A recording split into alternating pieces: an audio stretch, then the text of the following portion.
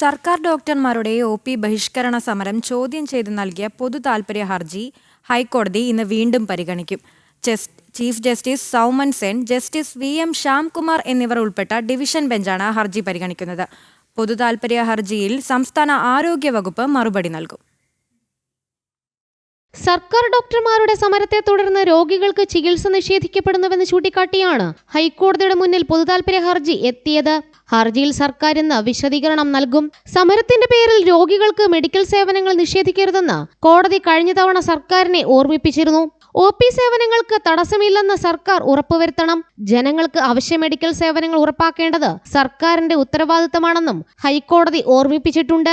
ഡോക്ടർമാരുടെ സമരം മൂലം രോഗികൾ വലയുകയാണെന്ന് ചൂണ്ടിക്കാട്ടി അഭിഭാഷകനായ അജീഷ് കളത്തിൽ ഗോപിയാണ് ഹൈക്കോടതിയെ സമീപിച്ചത്. ചികിത്സ ലഭിക്കാനുള്ള ജനങ്ങളുടെ അവകാശം ഭരണഘടനയുടെ 21-ാം അനുച്ഛേദം അനുസരിച്ച് ജീവിക്കാനുള്ള അവകാശത്തിന്റെ ഭാഗമാണ്. ഡോക്ടർമാരുടെ സമരം പൗരന്റെ മൗലികാവകാശം ലംഘിക്കുന്നുവെന്നും വാദം ഉന്നയിച്ചായിരുന്നു ഹർജി. ജനം, കൊച്ചി.